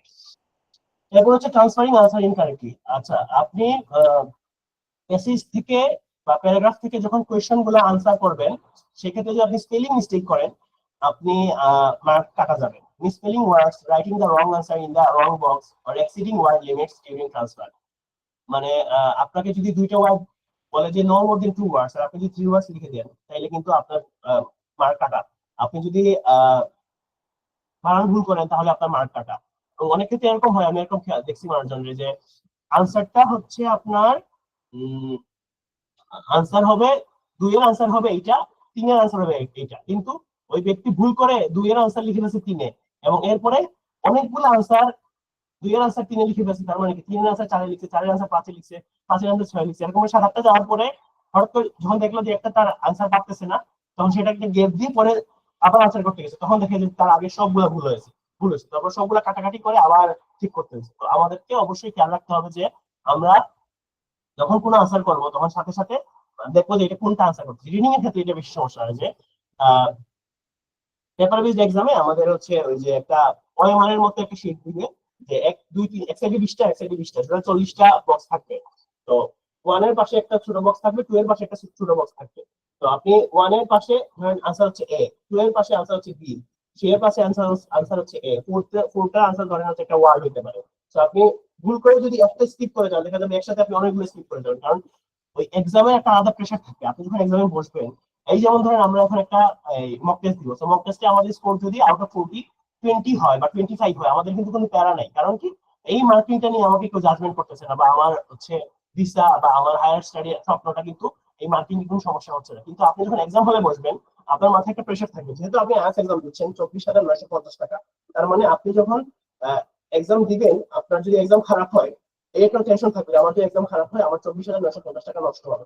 আমার টার্গেট ছিল 7, আমি যে বসে টার্গেট করবো তারা চাইছে 7, কিন্তু আমি আমার মনে হচ্ছে না আমি 7 পাবো, বা আমার প্রিপারেশনে ঘাটতি আছে, তখন আমি কি করবো? এই যে একটা প্যানিকনেস থাকে এক্সাম হলে, একটা মানে পেইন ফিল হয়, ওই পেইনের কারণে কিন্তু আমরা সময় এই বিষয়গুলো মিস করে যাই। স্ট্রেস ম্যানেজমেন্ট এটা খুব বড় ইস্যু, এবং স্ট্রেস ম্যানেজমেন্টের জন্য সব থেকে ভালো প্র্যাকটিস হচ্ছে টাইম ধরে ধরে প্র্যাকটিস করা। আমাদের সময় 60 মিনিট, কোয়েশ্চেন হচ্ছে 40টা। সরি, এই 40টা কোয়েশ্চেন আমাদের 60 মিনিটসে ফিল আপ করতে হবে বা কমপ্লিট করতে হবে। এখন বাই এনি চান্স যদি আপনার এরকম হয় যে আপনি প্রথম পেজে অনেকে 25-30 মিনিট লাগাবে, এবং পরের পেজেস গুলোতে আপনার সময় লাগতেছে, পার পেজে আপনি সময় পাচ্ছেন 15 মিনিট, তখন কিন্তু আপনি একটু প্রেসারে পড়ে যাবেন। তখন এই যে আপনার আনসার গুলো ভুল ভুল হইতে থাকবে, একটা ভুল হইলে আরো বেশি ভুল হইতে থাকবে। যাই হোক, সবগুলা কোয়েশ্চেনের আনসার কিন্তু সমান। তো যে কোয়েশ্চেন ধরেন একটা কোয়েশ্চেন সলভ করতে আপনার লাগবে 2 মিনিট, আর একটা কোয়েশ্চেন সলভ করতে আপনার লাগবে 40 সেকেন্ড, দুইটা কোয়েশ্চেনের মার্ক কিন্তু সেম আপনার, কারণ আপনি চিন্তা করতে হবে যে আপনার যদি কোয়েশ্চন কমন না পড়ে, আপনি যদি মনে করেন যে না 2 মিনিটের কোয়েশ্চনটা যদি আমি 2 মিনিটের কোয়েশ্চনটা অ্যাপ্রোচ করবো না 40 সেকেন্ডের কোয়েশ্চনটা অ্যাপ্রোচ করবো, দেখেন 40 সেকেন্ডের কোয়েশ্চন যদি আপনি যদি 3টা আনসার করতে যতক্ষণ লাগবে, আপনি 2 মিনিটের কোয়েশ্চন আনসার করতে ততক্ষণই লাগবে। তার মানে কি? তার মানে সবগুলা কোয়েশ্চনের মার্কিং সেম। তার মানে যে কোয়েশ্চন গুলাতে আপনি ভালো পারেন আপনি ওগুলো আগে আনসার করবেন, আপনি স্কিপ করে যাওয়ার সুযোগ আছে। মানে আপনি দেখবেন যে আপনি হেডিং নেচার বা নেচার হেডিং যেটা থাকবে ওইটা আপনার হয়তো একটা প্রবলেম আছে ওইটা আনসার করতে, বা আপনার ওইটাতে সময় বেশি লাগে। তো আপনি কি করবেন? আপনি চেষ্টা করবেন যেটাতে আপনার সময় কম লাগতেছে বা যে ফিল ইন দ্য ব্ল্যাঙ্কস হয়তো আপনি খুব ভালো পারেন, তো আপনি প্রথমে চলে যাবেন ফিল ইন দ্য ব্ল্যাঙ্কস এ, আপনি এমসিকিউ তে চলে যাবেন। এমসিকিউ আপনার জন্য খুব ভালো একটা মানে জিনিস যেখানে ভালো একটা স্কোর করার জন্য। এরপরে হচ্ছে not practising all question types. এখন আপনি দেখেন যে কিছু কিছু কোয়েশ্চন স্টুডেন্ট এরকম থাকে যে যারা ইয়েস নো নট দিবেন, তারপর ট্রু ফলস নট দিবেন, এরকম কোয়েশ্চন স্কিপ করে। আমি এরকম অনেক স্টুডেন্ট পাইছি যারা কিনা এই যে বলে যে এই কোয়েশ্চন স্যার আমি এই কোয়েশ্চন টাইপ গুলো পারি না, আমি তো একটু স্কিপ করি। কিন্তু আপনার এই সুযোগটা নাই আসলে, কারণ আপনি যদি আমরা জানি যে 35 পাইলে হচ্ছে 8 পাওয়া যায়, এবং কোনো একটা কোয়েশ্চন টাইপ থেকে যদি কোয়েশ্চন আসে এটলিস্ট 5 থেকে 6টা কোয়েশ্চন আসে। তো ধরেন 6টা কোয়েশ্চন আসলে একটা টাইপ থেকে, এবং আপনি ওই কোয়েশ্চনটা প্র্যাকটিস করলেন না, এবং আপনি ফাইনাল পরীক্ষার দিন ওই কোয়েশ্চনটা আনসার করতে পারতেছেন না। তার মানে কি? আপনার স্কোর কিন্তু 40-এ কাউন্ট হবে না, কারণ আপনি 6টা কোয়েশ্চন পারতেছেন না। আপনার 34 থেকে কাউন্ট হবে। আর 34 থেকে কাউন্ট মানে কি? মানে 7, আপনি 9 এর পরীক্ষা না দিয়ে অনেকটা 7.5 এর পরীক্ষা দিচ্ছেন। কারণ 34টা 34টা আপনি আনসার করলে আপনার 34টা যে হবে তা গ্যারান্টি নেই। 34টা হলেও আপনি 7.5 পাচ্ছেন। কারণ যার কিনা ধরেন একটা কোয়েশ্চন টাইপ বাদে বাকি সবগুলো সে পারছে, শুধুমাত্র একটা কোয়েশ্চন টাইপ না পাওয়ার জন্য সে কিন্তু আউট অফ 9 হয়তো পাইতে পারতো, কিন্তু সে 7.7 বা 7.5 পাবে। তার মানে আপনাকে প্রত্যেকটা কোয়েশ্চন টাইপ ধরে ধরে আনসার করতে হবে। Some students avoid question types they find difficult, which leaves them unprepared for the actual test. এবং আপনি যখন সবগুলো কোয়েশ্চন টাইপ প্র্যাকটিস করবেন না, তখন আপনি আরো বেশি প্যানিক হবেন যে ওই টাইপের কোয়েশ্চন যদি এক্সাম হলে চলে আসে আমি তাহলে কি করবো, আমার কি হবে। আবার ফাইনালি হচ্ছে বলছে lack of skimming and scanning practice. এখন আমরা জানি যে আমরা কিভাবে অ্যাপ্রোচ করবো কোয়েশ্চন। আমরা প্রথমত হচ্ছে আহ প্রথম প্যারাগ্রাফটা পুরোটা পড়ে ফেলবো। তার মানে পুরো যে কোনো জায়গাতে যে কোনো প্যারাগ্রাফ যে কোনো এসেতে আপনারা যখন ইন্ট্রোডাকশনটা পড়েন বা প্রথম প্যারাগ্রাফটা পড়েন, তখন কিন্তু ইন্ট্রোডাকশনে মোটামুটি পুরো পেসেজে কি কি থাকতে পারে এটা একটা ধারণা পাওয়া যেতে পারে। এবং প্রত্যেকটা প্যারাগ্রাফের প্রথম সেন্টেন্সটা আপনি যদি পড়ে ফেলেন তখন আপনার স্কিমিংটা হয়ে গেল। এটাকে আমরা স্কিমিং বলতেছি। মানে কোন জায়গাতে কোন ইনফরমেশন থাকতে পারে এটা আমরা জাস্ট চুপ বলে গেলাম। দেন আমরা যখন কোয়েশ্চনটা অ্যাপ্রোচ করবো, কোয়েশ্চনটা অ্যাপ্রোচ করলে আমরা কোয়েশ্চনের একটা কিওয়ার্ড ধরে আমরা আমার পেজে আসবো যে এই কিওয়ার্ডটা যদি কোথাও পাই তার মানে বুঝতে হবে এই কিওয়ার্ডটার থ্রুতে এই কোয়েশ্চেন আমরা আনসার করতে পারবো। তো ওই কিওয়ার্ডটা ধরে আমরা যখন আবার এটা পেসেজটা দেখতে আসবো, ওইটাকে আমরা স্ক্যানিং করবো যে কোন জায়গাতে আছে, ওইটাকে স্ক্যানিং বলছে। এইভাবে আমরা প্র্যাকটিস করলে আমরা ভালো সময় ইউটিলাইজ করতে পারবো। এবং আমাদের প্রত্যেকটা কোয়েশ্চেন টাইপের জন্য আলাদা আলাদা করে টেকনিক খাটাইতে হবে। আমরা এইসব নিয়ে কথা বলবো সামনে ইনশাআল্লাহ। আমরা হচ্ছে এই আমাদের হাতে 40 মিনিটস আছে, আমরা একটা দুইটা করে পেসেজ সলভ করবো সামনে। এখনই আমরা জাস্ট একটা গো থ্রু করি যে আমরা কিভাবে 35 plus IELTS reading band score পেতে পারি। প্রথমে বলছে যে master the art of skimming and scanning. যে আমরা যে পদ্ধতিটা বললাম আপনাদেরকে, যে প্রথমে প্রথম প্যারাটা পড়ে ফেলতে, তারপরে প্রত্যেকটা প্যারার প্রথম সেন্টেন্সটা যদি পড়ে ফেলি তখন পুরো পেসেজ সম্বন্ধে আমাদের উইথিন 2 or 3 মিনিটসে আমাদের একটা আইডিয়া হয়ে গেল। যখন এই আইডিয়াটা হয়ে যাবে তারপর আমরা কোয়েশ্চনে যাবো, এবং কোয়েশ্চনটা দেখে আবার প্যাসেজে ব্যাক করবো যে কোন জায়গা থেকে কোয়েশ্চনটা আসছে, ওই স্ক্যানিংটা। এই যে প্র্যাকটিসটা, এটা ব্যাক অন ফোর্থ করতে হবে, আপনাকে বারবার করতে হবে, তাইলে আপনি এই অল্প সময়ে আনসার করতে পারবেন। তো হচ্ছে prioritise question types and develop specific strategy. প্রত্যেকটা আমি আজকে হচ্ছে একটা ভিডিও দেখতেছিলাম ব্রিটিশ কাউন্সিলের। সেটা হচ্ছে ব্রিটিশ কাউন্সিলের একজন ব্যক্তি, উনি আর্টিকেল একটা লিখছিল, ওইটা একটা ভিডিও আয়োজন করছে। তো ভিডিওতে বলছে যে প্রত্যেকটা কোয়েশ্চন টাইপস আপনাকে সেপারেট একটা ট্রিক্স বা সেপারেট একটা আইডিয়া দেয় যে বিষয়টা আপনি অ্যাপ্লাই করার জন্য। এখন আপনি সবগুলা কোয়েশ্চন টাইপস এর জন্য যদি সেম স্ট্র্যাটেজি ফলো করেন, সেই ক্ষেত্রে কিন্তু আপনি তখন ওয়ান ফর্মুলা টু রুল দেওয়া এই টাইপের কোনো ফর্মুলা কিন্তু আইএলটিএস এ নাই যে আপনি একটা ফর্মুলা শিখলেন এই ফর্মুলার মাধ্যমে সবগুলো আনসার করতে পারবেন, এভাবে সম্ভব না। আপনাকে প্রত্যেকটা কোয়েশ্চন টাইপের জন্য ডিফারেন্ট স্ট্র্যাটেজি খাটাতে হবে, এবং কিছু কিছু ক্ষেত্রে আপনি নিজে হয়তো স্ট্র্যাটেজি ডেভেলপ করতে পারেন, বা এক্সিস্টিং যে স্ট্র্যাটেজি গুলা আপনি কোনো আমরা যেটা আপনাকে দেখাবো বা আপনি অন্যান্য জায়গা থেকে যেটা শিখবেন, তো অনলাইনে অনেকগুলো রিসোর্স অ্যাভেলেবল, ওগুলো আপনি দেখতে পারেন। ওই বিভিন্ন জায়গা থেকে যে স্ট্র্যাটেজি আপনার জন্য কাজে দেয়। সাপোজ আমি যে স্ট্র্যাটেজি বললাম যে প্রথম প্যারাগ্রাফটা পড়া, তারপরে প্রত্যেকটা প্যারাগ্রাফের প্রথম সেন্টেন্সটা পড়া, তারপরে হচ্ছে আবার কোয়েশ্চনে যাওয়া, তারপর আবার ব্যাক করা, দরকার হইলে আবার পুরো প্যারাগ্রাফটা পড়া, এই যে টেকনিকটা অনেকের ক্ষেত্রে এটা হয়তো একটু পেইনফুল হতে পারে। অনেকের ক্ষেত্রে প্রথমে ডিরেক্ট কোয়েশ্চনে যাওয়ার পর কোয়েশ্চনটা ধরে কোন প্যারাগ্রাফে কোয়েশ্চনটা আছে, আনসার আছে, এটা বের করাটা অনেকের ক্ষেত্রে ইজিয়ার। অনেকের ক্ষেত্রে পুরো প্যারাগ্রাফটা পড়ার পরে গিয়ে আনসার করাটা ইজিয়ার। আমাদের টার্গেট হচ্ছে আমরা যে আইডিওলজি ফলো করতেছি বা আমরা যে মানে স্ট্র্যাটেজি ফলো করতেছি, এটা আপনাকে দেওয়ার আমাদের মেইন টার্গেট না। আমাদের টার্গেট হচ্ছে আপনি ভালো স্কোর করেন, এবং আপনার ভালো স্কোর করার পথে যদি আমরা আপনার সহযোগী হতে পারি, এটা আমাদের হচ্ছে একটা মানে কি প্রাপ্তি হবে। আমরা চাচ্ছি যে আপনার ভালো স্কোর করেন রিগার্ডলেস অফ টেকনিক। আপনি যে টেকনিক ফলো করবেন আপনার জন্য যেটা সুইটেবল, এটাই আপনি ফলো করবেন। নট নেসেসারিলি যে আপনি ইউটিউবে এই ভিডিও দেখছেন অমুক ব্যক্তি খুব ভালো আইএলটিএস স্কোর করছে, আইএলটিএস যে ব্রেন 9 পাইছে, আপনি তার টেকনিক যদি ফলো করতে যান তাহলে কিন্তু অনেক ক্ষেত্রে আপনার জন্য এটা হিতে বিপরীত হতে পারে। ধরেন আপনার আইএলটিএস এর আপনার যে মান সেটা হচ্ছে 7, এখন আপনি 9 এর যে ব্যক্তি তার আইডিয়া যদি ফলো করতে যান, সে হয়তো অনেক বেশি পড়ে আসছে, সে হয়তো ইংলিশ মিডিয়াম থেকে পড়ে আসছে, সে হয়তো তার সারা জীবন ইংলিশ বই পড়ে আসছে। আপনি হয়তো বা আমি হয়তো, যেমন ধরেন আমার ইংলিশ প্র্যাকটিস টুকটাক ছিল, এজন্য আমি অল্প কিছু দিনে আমার রিডিং হ্যাবিটটা ভালো ছিল, এজন্য আমি অল্প কিছু দিনে আমি 8.5 তুলতে পারছি। এখন ইংলিশ প্র্যাকটিস যদি আপনার না থাকে, সেই ক্ষেত্রে কিন্তু আপনি একটু সমস্যা করবেন। যেমন ধরেন ওই রাইটিং এর ক্ষেত্রে আমার অনেকের রাইটিং এর প্র্যাকটিস না থাকতে পারে। তো যদি আপনার রেগুলার রাইটিং প্র্যাকটিস না থাকে, অনেক ক্ষেত্রে অনেক সময় এরকম চিন্তা করবেন যে ধরেন ঈদের ছুটি আসলো, সপ্তাহ দিন 10 দিন হয়ে গেছে, আপনি কোনো একটা সেন্টেন্সও লিখেন নেই, তখন কিন্তু এই যে আমরা অনেক ক্ষেত্রে এরকম কিন্তু অনেক দিন যায় যে আমরা আজকে সারাটা দিন চলে গেল, আমরা একটা সেন্টেন্সও লিখি নাই, একটা সপ্তাহ চলে গেল, আমরা হয়তো অনেক ক্ষেত্রে এরকম হয় যে আমরা কোনো সেন্টেন্সই লিখি নাই। তো আমরা যখন লিখবো না, তখন কিন্তু আমাদের রাইটিং স্কিলটা ডেভেলপ হবে না। কারণ স্কিল যদি ডেভেলপ না হয়, তখন যে কিনা প্রতিদিন লিখে, প্রতিদিন একটা দুইটা তিনটা চারটা লিখে, তখন সে যে টেকনিক ফলো করতেছে ওই টেকনিক তো আপনার কাজে দিবে না। আপনার যদি তার লেভেলে যাইতে হয়, আপনাকে প্রতিদিন একটা দুইটা তিনটা চারটা পৃষ্ঠা করে লিখতে হবে, এবং এটা একটু সময় লাগবে।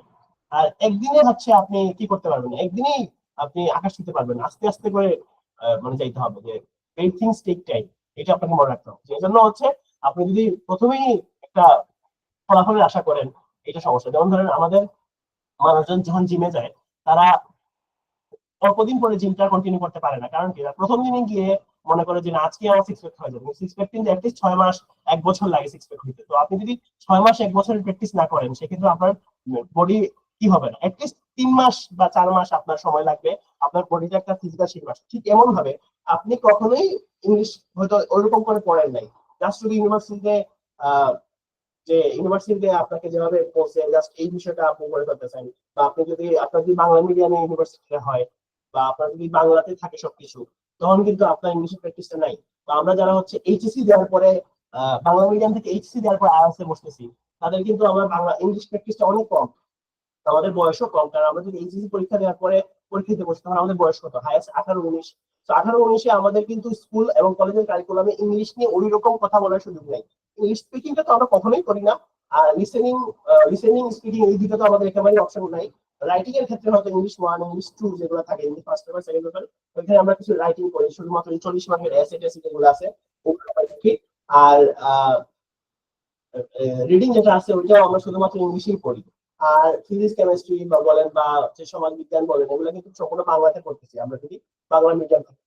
তো এই ক্ষেত্রে আমাদের প্র্যাকটিসের কোনো বিকল্প নাই। এবং এটা এত এত কিছু বলার কারণ হচ্ছে যে আপনি ইউটিউবে থাউজেন্ডস অফ ভিডিও পাবেন, আপনি সবগুলো ভিডিও ধরেন আপনি সবগুলো ভিডিও দেখেন, দেখার পর অনেকগুলো স্ট্র্যাটেজি আপনি জানলেন, কোন স্ট্র্যাটেজিটা আপনার জন্য ভালো হবে ওইটা আপনাকে অ্যাপ্লিক করতে হবে, কারণ সব স্ট্র্যাটেজি সবার জন্য না। 3 নম্বর হচ্ছে identify keywords and their synonym and paraphrase. আপনাকে ধরতে হবে কিওয়ার্ড মানে কোন ওয়ার্ডটা ধরে আপনি এই কোশ্চেনটার আনসার করবেন, এই কিওয়ার্ডটা আপনাকে ধরতে হবে। এবং এটা ধরার জন্য প্র্যাকটিসের বিকল্প নাই। আমরা বারবার বলবো এটা, যে প্র্যাকটিসের কখনোই বিকল্প নাই। এবং এখানে একটা জিনিস কমন, সেটা হচ্ছে ভোকাবুলারি আপনাকে অবশ্যই জানতে হবে। আপনার লেক্সিক্যাল রিসোর্স বলেন বা ভোকাবুলারি যেটাকে বলে রাইটিং এর ভাষায়, ওইটা কিন্তু আপনি কথা যখন বলবেন তখনও আপনাকে ভোকাবুলারি ইংলিশ না থাকলে আপনি কথা বলতে পারবেন না। আপনি যখন লিখতে যাবেন, আপনি নতুন কোনো ওয়ার্ড যদি আপনার ওয়ার্ডের ডাইভার্সিটি কত, ওইটার উপর ডিপেন্ড করে আপনার একটা ভালো মার্কিং আছে। তারপরে এখানে রিডিং এর ক্ষেত্রেও আপনার সিনোনিম এই বিষয়গুলো ইম্পর্টেন্ট, সিনোনিম সঙ্গে জানতে হবে। 4 নাম্বারটা হচ্ছে understand true false not given nonsense. Nonsense বলতে এখানে বোঝাচ্ছে যে expression true false not given, এই বিষয়টার যে এক্সপ্রেশনটা ওসব আপনাকে বুঝতে হবে। যে ট্রু মানে হচ্ছে প্যাসেজের সাথে ডিরেক্ট কানেক্টেড, মানে একটা প্যাসেজের অনেকগুলো ইনফরমেশন আপনাকে দিচ্ছে, 5টা বা 6টা ইনফরমেশন দিচ্ছে, যে বলছে কোনটা ট্রু কোনটা ফলস কোনটা নট গিভেন, এটা লিখতে হবে। এখন 6টা স্টেটমেন্টের মধ্যে 2টা স্টেটমেন্ট আপনি পাইলেন যে ডিরেক্টলি কানেক্টেড টু প্যারাগ্রাফ, মানে প্যারাগ্রাফে যেটা বলছে এটা হুবহু এরকম একটা সেন্টেন্স, মানে সেন্টেন্সটা কিন্তু হুবহু দিবে না, একটু প্যারাফ্রেজ করে দিবে। তো যদি মিল থাকে হুবহু তখন এটা ট্রু হবে। কিন্তু প্যারাগ্রাফে একটা সেন্টেন্স আছে এবং এই আপনাকে যে সেন্টেন্সটা দিছে এই সেন্টেন্সটা যদি কন্ট্রাডিক্ট করে, অপোজিট হয়, সেক্ষেত্রে হচ্ছে ফলস হবে বা ভুল, মানে যদি না মিল হয় ফলস হবে। এবং যদি দেখা যায় আপনাকে যে কি দিল, সেন্টেন্সটা দিল, এই সেন্টেন্সটার সাথে প্যারাগ্রাফে যে ইনফরমেশন আছে এটা মানে কনটেক্সট মিলতেছে না, বা ওই সেন্টেন্সটা যেটা আপনাকে দিছে ওইটার সাথে মিল নাই, বা ওইটা নাই আপনার প্যারাগ্রাফে বা প্যারাতে, তখন আপনি এটাকে নট দিবেন হবে। এই বিষয়টা বুঝতে হবে এবং প্র্যাকটিসের বিকল্প নাই। টাইম ম্যানেজমেন্টটা খুব বেশি গুরুত্বপূর্ণ। ম্যানেজ ইউর টাইম স্ট্রিক্টলি, সেটা হচ্ছে 60 মিনিটসে আপনার 4টা 40টা প্রশ্ন তো 1.5 মিনিট করে করতে হবে, এবং প্রথম প্যারাতে 20 মিনিট, সেকেন্ড প্যারাতে 20 মিনিট, থার্ড প্যারাতে 20 মিনিট, এটা আপনার একটা টার্গেট আপনি ধরে রাখলেন। রাখার পরে আপনি যদি প্রথম প্যারা শেষ করেন 17 মিনিটে, তার মানে পরের দুইটা প্যারাতে আপনি 1.5 মিনিট করে বেশি পাবেন। পরের প্যারা আপনি শেষ করলেন ধরেন 18 মিনিটে, তার মানে ফাইনাল প্যারার জন্য বা ফাইনাল প্যাসেজের জন্য আপনি 35 মিনিট সময় পাবেন। কারণ এখন আপনি কি জাস্ট একদম লাস্ট সেকেন্ডে গিয়ে শেষ করবেন? আমরা আমরা এক্সপেক্ট করি যে আপনি 52 থেকে 53 বা 55 মিনিটে শেষ করেন এই 40টা কোয়েশ্চন, তাহলে লাস্ট 5 মিনিট আপনি জাস্ট একটু রিভিউ করতে পারলেন। বা যে কোয়েশ্চনটা আপনি যে 40টা কোয়েশ্চনে 40টা পারবেন এমন তো কথা না, হয়তো এরকম হইতে পারে আপনি 35টা আনসার করতে পারলেন না 36টা আনসার করতে পারলেন। তখন লাস্টের 5 বা 7 মিনিট যদি আপনি হাতে সময় রাখেন, তখন এই সময়টাতে আপনি আনসার করতে পারবেন বাকি কোয়েশ্চেন গুলো, বা একবার রিভিউ করতে পারবেন, রিভিশন যেটাকে আমরা বলি। তারপর হচ্ছে ডোন্ট রিড এভরি ওয়ার্ড, আপনাকে সব ওয়ার্ড পড়তে হবে না। এখানে একটা টেকনিক আছে স্পিড রিডিং এর, সেটা হচ্ছে আপনি যদি ভায়োল কি বলে আর্টিকেল গুলা, যদি আর্টিকেল বা প্রিপজিশন এই ওয়ার্ড গুলো যদি বাদ দিই, যেমন Bangladesh is the Bangladesh is the অথবা ঢাকা ইজ দ্য রাজধানী of Bangladesh, Dhaka is the capital of Bangladesh, sorry রাজধানী Bangla. So Dhaka is the capital of Bangladesh যদি হয় একটা সেন্টেন্স, তো এই সেন্টেন্সের যেমন ঢাকা ক্যাপিটাল বাংলাদেশ, এই 3টা শব্দ যদি আপনি জানেন যে ঢাকা ক্যাপিটাল বাংলাদেশ, মানে ঢাকা হচ্ছে বাংলাদেশের ক্যাপিটাল, তার মানে আপনাকে is the capital of, is the of এই ওয়ার্ডগুলো পড়া লাগতেছে। আপনি জাস্ট দেখে আসবেন যে মেইন যে ওয়ার্ডগুলো, যেটা হচ্ছে নাউন, এই নাউনটা পড়লেন, আপনি অ্যাডজেক্টিভটা পড়লেন, আপনি হচ্ছে ওই অবজেক্টটা পড়লেন, তাহলে আপনার হয়ে যাচ্ছে। এই কিছু টেকনিক আছে আপনি কিভাবে অল্প সময় ফাস্ট রিডিং করবেন, এরকম কিছু টেকনিক আছে যে আপনি প্রিপজিশন, আপনি ভাওয়েল, ভাওয়েল না, বারবার ভাওয়েল করে বলছি, আপনি প্রিপজিশন, আপনি হচ্ছে আর্টিকেল, এগুলো স্কিপ করে গেলেন, লিঙ্ক আছে এগুলো স্কিপ করে গেলেন, আপনি জাস্ট শুধুমাত্র ওই মেইন যে ওয়ার্ড গুলো আছে ওগুলা পড়লেন সময় সেভ করার জন্য। বাট এটা রেকমেন্ড, আপনি যদি আপনার ইংলিশ রিডিং স্কিল খুব ভালো হয় তখন এটা স্কিপ করতে পারেন। মানে স্কিপ করা মানে হচ্ছে এই টেকনিকটা স্কিপ করা না, স্কিপ করা মানে হচ্ছে এই ওয়ার্ড গুলা, যে ওয়ার্ড গুলো আপনাকে আপনি না পড়লেও বুঝতে পারতেছেন সেন্টেন্সে কি আছে, ওই ওয়ার্ড গুলো আপনি স্কিপ করে গেলেন। 7 নম্বর হচ্ছে pay attention to instruction and sorry 7 number হচ্ছে pay attention to instruction and word limit. আপনাকে বলে দিবে নো মোর দেন 2 ওয়ার্ডস, নো মোর দেন 3 ওয়ার্ডস।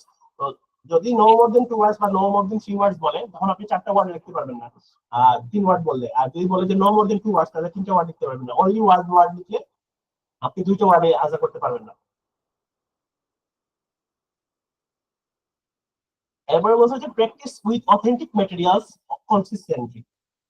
তাহলে যদি practice with authentic materials consistently বলতে বোঝাচ্ছে কেমব্রিজের ম্যাটেরিয়ালস, কেমব্রিজের 1 থেকে 19 পর্যন্ত বই, কেমব্রিজের আপনি, আমরা রেকমেন্ড করবো যে শেষ থেকে শুরু করেন, 19, 18, 17, 16, 15, 14, 13, 12, 11, 10, 10 থেকে 19 যদি আপনি সলভ করেন, মোটামুটি আপনার একটা ভালো প্র্যাকটিস হবে। প্রত্যেকটা বইয়ে 4টা করে মডেল কোয়েশ্চেন।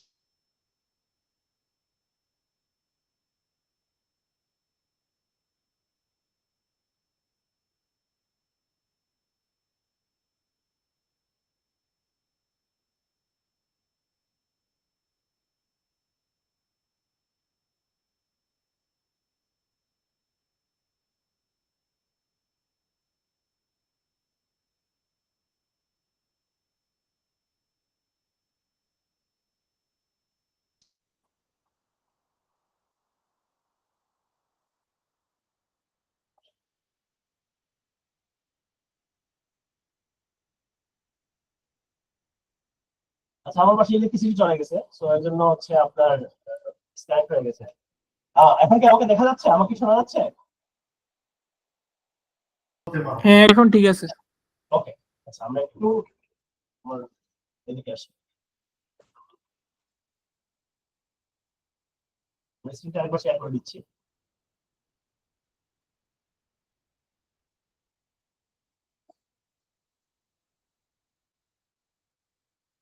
আমরা ছিলাম হচ্ছে অথেন্টিক ম্যাটেরিয়ালসে। আপনি কেমব্রিজের 11 থেকে 19 বা 10 থেকে 19 এই বইগুলো অবশ্যই আপনাকে পড়তে হবে, এবং আপনি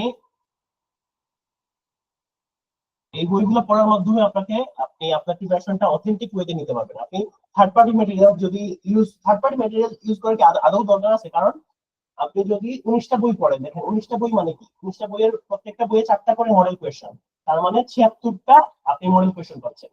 তো 76টা কোয়েশ্চেন, মডেল কোয়েশ্চেন যদি আপনি সলভ করেন, আপনার কি আর আমার তো মনে হয় না আপনার জন্য 76টাও প্রশ্ন সলভ করা অনেক কঠিন। এই জন্য আমরা বলি যে 11 থেকে 19 বা 40টা অ্যাটলিস্ট সলভ করেন, বা অ্যাটলিস্ট যদি না পারেন 19, 18, 17, 16, 15, অ্যাটলিস্ট 4, 5, 20টা মডেল কোয়েশ্চেন আপনি সলভ করেন ঘড়ি ধরে ধরে। আর ইলেকট্রিসিটি মনে চলে আসছে, জন্য লাইটটা একবার বন্ধ হয়ে গেল।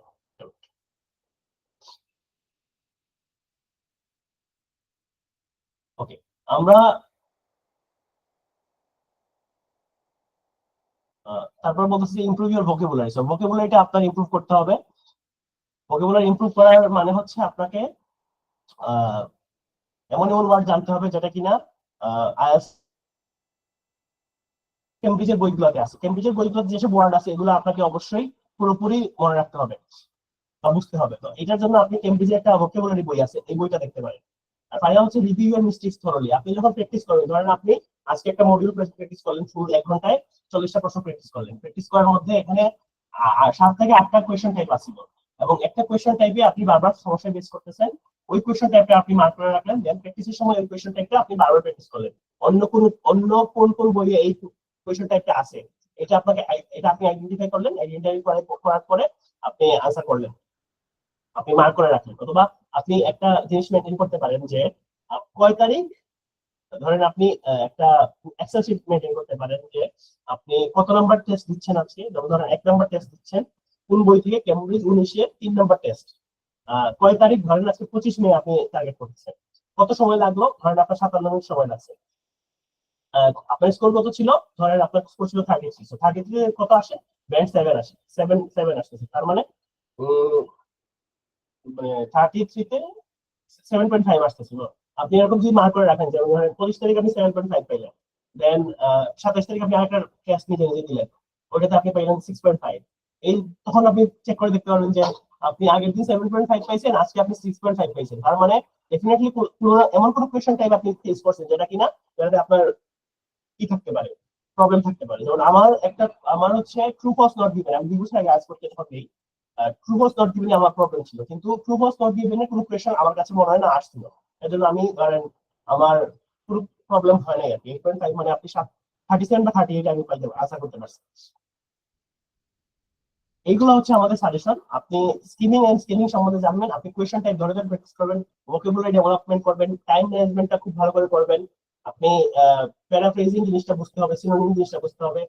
অনলি অথেন্টিক রিসোর্স নিয়ে আপনি পড়ালেখা করবেন। অথেন্টিক রিসোর্স শেষ করার পরে আপনি প্র্যাকটিসের তো কোনো শেষ নেই। অনলাইনে রিসোর্স তো অ্যাভেলেবল, আপনি যে কোনো রিসোর্স ইউজ করতে পারেন, কিন্তু অবশ্যই ফরজ যদি বলেন, আপনি অবশ্যই ফরজ শেষ করার পরে মুস্তাহাবের দিকে যাইতে হবে। মানে আপনাকে মেইনলি কেমব্রিজের বইগুলো শেষ করে তখন অন্য কিছু করতে হবে। আমরা হচ্ছে একটা পেসিস দেখবো, আমাদের হাতে 20 মিনিট সময় আছে, আমরা একটা পেসিস দেখবো। সো পেসিস দেখার জন্য আমরা কোথায় যাবো? জ্ঞানঘর.com। জ্ঞানঘর.com আমাদের ওয়েবসাইট। এখানে হচ্ছে আপনার অ্যাকাউন্ট খুলবেন, যেমন আমার এখানে একটা অ্যাকাউন্ট আছে, এই যেমন ধরেন আমার অ্যাকাউন্ট এখানে। তো আপনার অ্যাকাউন্ট খোলার পরে আপনি হচ্ছে এই যে মক টেস্টে ক্লিক করলে মক টেস্টে চলে যাবে। এই যে এখানে হচ্ছে আমরা প্রথম কথাই বলছিলাম যে মক টেস্টটা আপনার জন্য খুবই গুরুত্বপূর্ণ। আমরা একটা মক টেস্ট দেওয়া শুরু করব।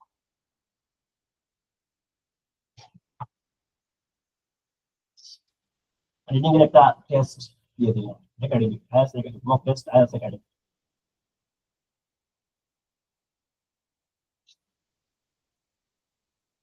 আপনারা যদি কম্পিউটার বেস এক্সাম দেন তখন আপনাকে এই কোয়েশ্চেনটা এভাবে ফেস করতে হবে। এখন দেখেন এখানে প্যারাগ্রাফ আছে 1টা 2টা 3টা 4টা 5টা 6টা 7টা 8টা 8টা প্যারাগ্রাফ আছে। কোয়েশ্চেন হচ্ছে 1 থেকে 13 পর্যন্ত কোয়েশ্চেন।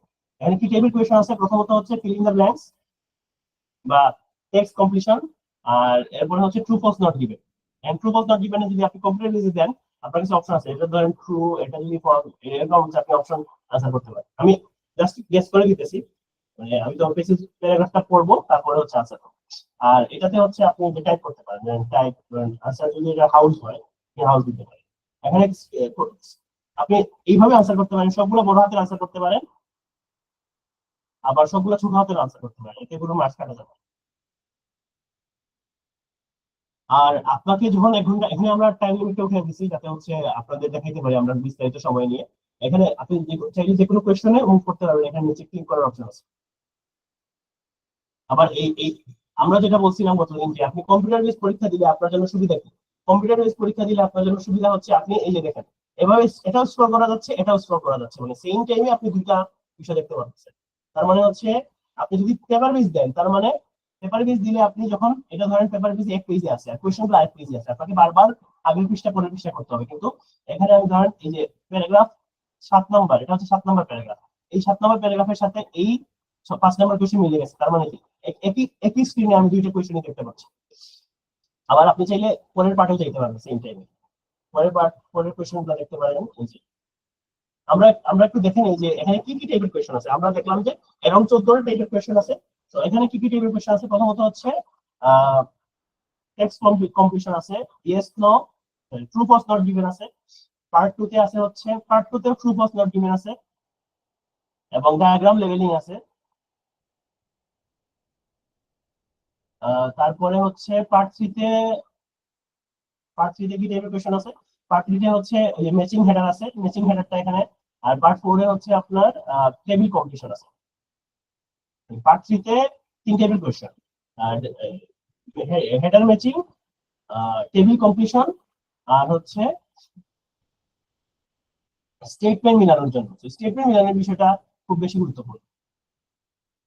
এখানে আরেকটা বিষয় আছে, আপনি চাইলে এই যে হাইলাইট করতে পারেন, যে আমরা যে আন্ডারলাইন করি না, এই যে আন্ডারলাইন করলাম, হাইলাইট করা যায়, আমরা এটাকে নোট করা যায়।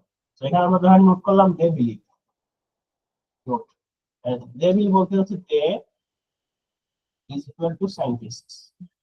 আমরা জাস্ট একটা উদাহরণ দিলাম। তার মানে আমরা যখন দে বিলিভের দিকে আবার যাবো তখন আমরা ওই নোটটা দেখতে পাবো।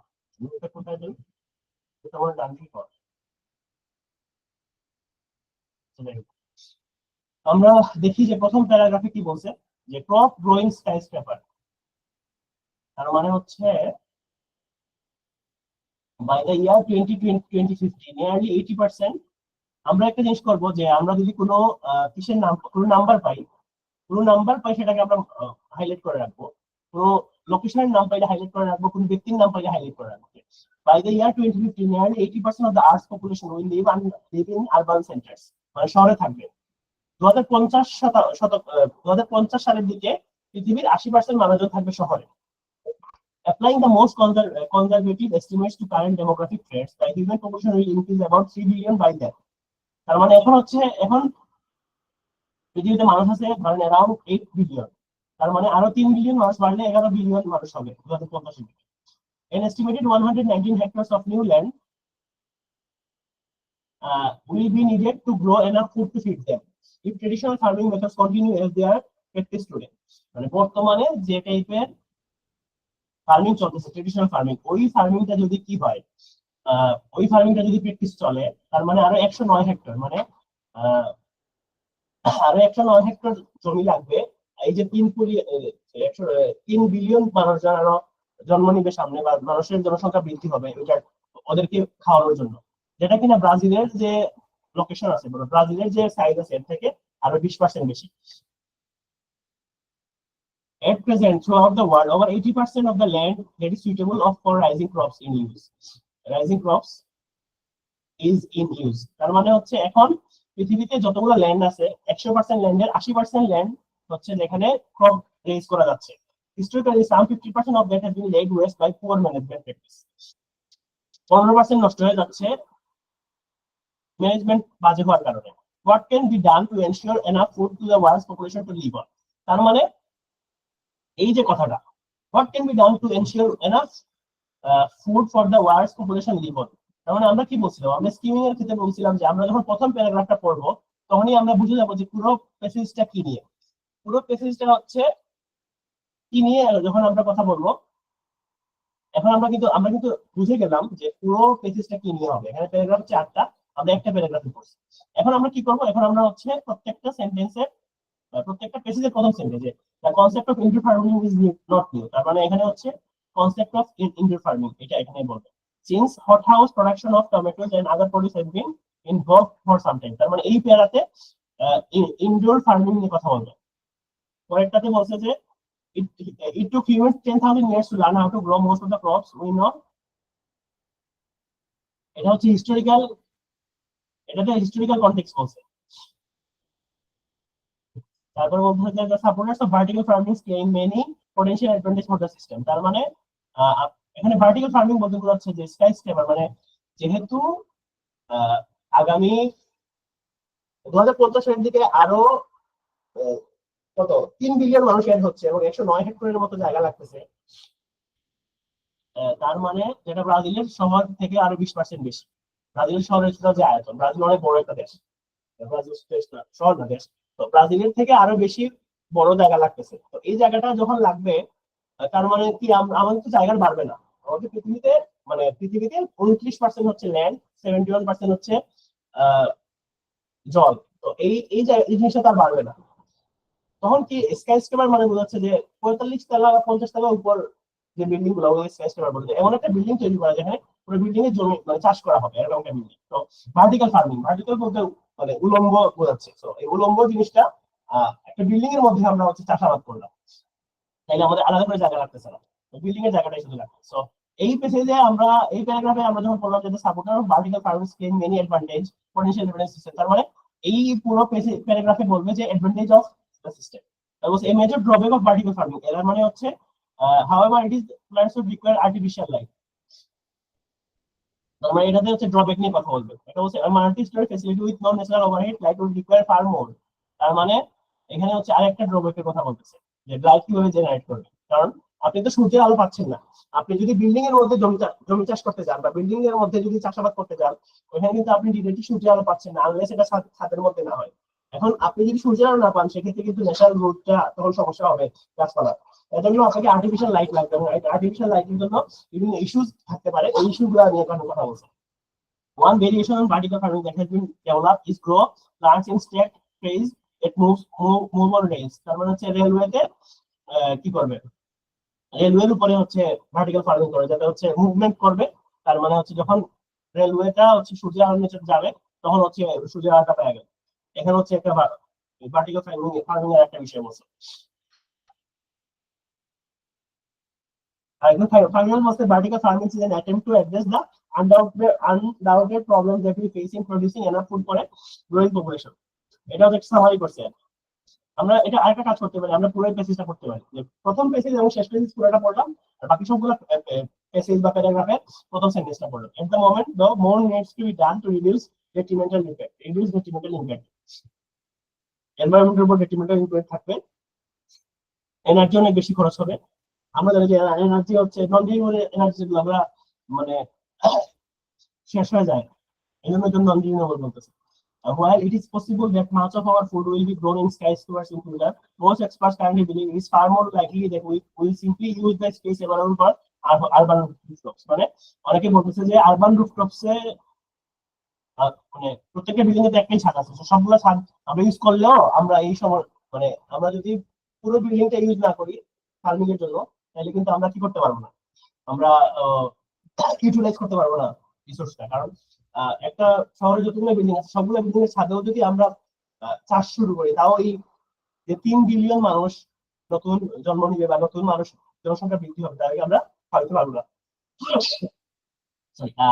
এখন বলছি যে নো মোর দেন 2 ওয়ার্ডস, 1 থেকে 7 নম্বর কোয়েশ্চেন। তো আমরা কিন্তু পুরো পেজটা পড়ি নাই, আমরা প্রথম পেজ এবং প্রথম প্যারা এবং শেষ প্যারাটা পুরো পড়ছি, আর বাকি প্যারাগ্রাফের প্রথম সেন্টেন্সটা পড়ছি। এখন বলছে ইনডোর ফার্মিং নিয়ে। সো ইনডোর ফার্মিং এর কোয়েশ্চন হচ্ছে সাম প্ল্যান্টস ইনক্লুডিং ড্যাশ আর অলরেডি গ্রোন ইনডোরস, তার মানে এখানে দেখেন, এখানে বলছে যে সাম প্ল্যান্টস ইনক্লুডিং ড্যাশ আর অলরেডি গ্রোন ইনডোর। তার মানে এই যে ইনডোর ফার্মিং এর কথা বলছে এই প্যারাতে। তার মানে হচ্ছে এখানে যে 7টা কোয়েশ্চেন আছে, এই 7টা কোয়েশ্চেন আমরা এই প্যারাতে পেয়ে যাবো, অথবা এই প্যারা বা এর পরবর্তী প্যারাতে পাবো। তার মানে এখানে বলছে some food plants including dash, তার মানে ইনক্লুডিং কি হবে, টমেটোস। এটা আনসার হবে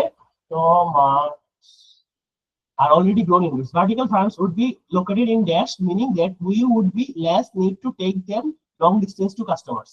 Vertical, এটা হচ্ছে আরবান এরিয়াতে হওয়ার কথা। What is given certain need to scale up many concept only vertical farms. এখানে vertical farms এর কথা আসছে, তার মানে আমাদের vertical farms এর এই আনসারটা এখানে পাওয়া যাবে। The concept of the multi-story building in which food crops are grown in environmental control situations situated in the heart of urban centers. And when we say vertical farms would be located in urban centers. Urban centers.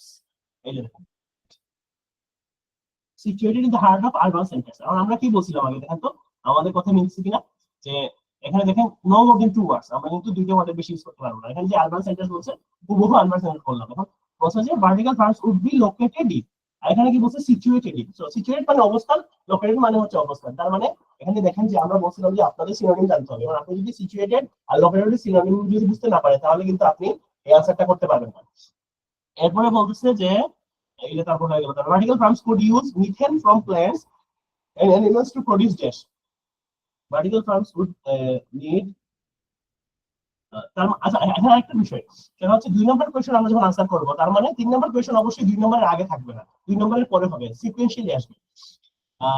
Vertical farms would need to be efficient, cheap, and construct and safe to operate. If successfully implemented, proponents claim vertical farms offer the promise of urban renewal, sustainable production of a safe, varied food supply through year-round production of all crops, and the eventual repair of businesses has been sacrificed for the horizontal farming. তার মানে এখানে কিছু নেই। Vertical farms could use methane from plants animals to produce gas. এখন আমরা methane ওয়ার্ডটা target করে আমরা আগাবো। এই যে মিথেনটা আমরা হাইলাইট করলাম, যে আমরা জানি যে আমরা যখন স্ক্যানিং করব, তখন আমরা কোনো একটা কিওয়ার্ড ধরে স্ক্যানিং করব। মানে কি বলছে যে the supporters of vertical farming claim many potential advantages for the system. For instance, crops could be produced all year round, as they would be kept in artificially controlled optimum growing conditions. There would be no weather-related crop failures due to droughts, flood pests. All the food could be grown organically, eliminating the need of herbicides, pesticides, and fertilizer.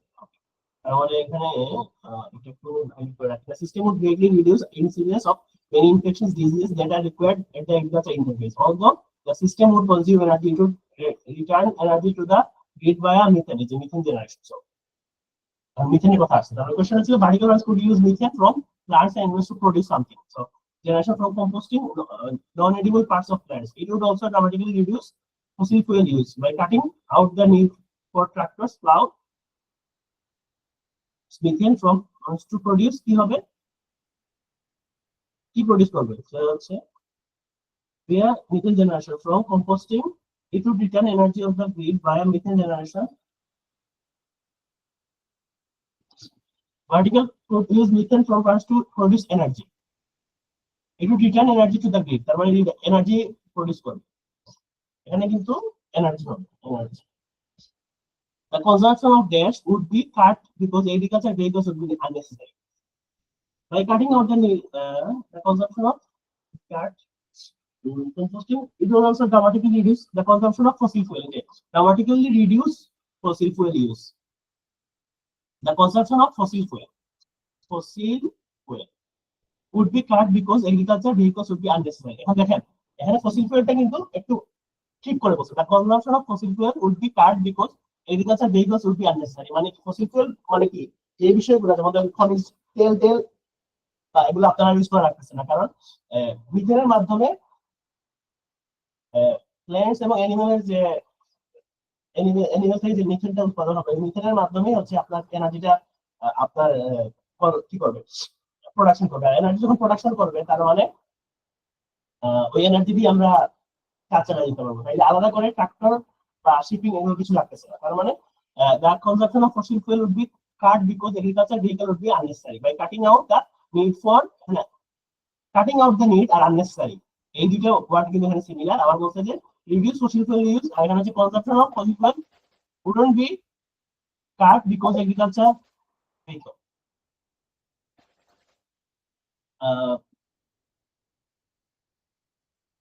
এরপরে হচ্ছে the fact that vertical farms would need dash light is a disadvantage. In the fact that vertical farms would need dash lights is a disadvantage. A major problem of vertical farming, however, is that plants would require artificial light. So এখানে হবে artificial light. এখানে দেখেন যে drawback আর disadvantage. এখানে disadvantage আর ড্রব্যাকের দুইটা কি কি সমান, ড্রব্যাক আর ডিসঅ্যাডভান্টেজ দুইটা হচ্ছে আপনার কিসের সমান, দুইটা সিনোনিম। তারপরে বলছে যে one form of vertical farming involve planting dash which are not fixed, without it those plants nearest the windows would be exposed to more sunlight and grow quickly, reducing the efficiency of the system. Single story greenhouse have the benefit of natural overhead light, even so many still need artificial lighting. Okay. A multi-story facility with no natural overhead light would require far more. Generating enough light could be prohibitively expensive unless cheap renewable energy is available, and this appears to be rather a future aspiration than a likelihood for the near future. One variation on vertical farming that has been deployed is to grow plants in stacked trays that move on rails. Moving the trays, এখানে বলছে যে one forms of vertical farming involves planting in rails which are not fixed. Rails এ যখন কোনো plant লাগাইতেছে ওটা কিন্তু fixed না, এজন্য হচ্ছে এটা যে ওয়ান ফর্ম, এখানে ভেরিয়েশন, এই যে ওয়ান ভেরিয়েশন ওয়ান ফর্ম এটা বোঝাচ্ছে।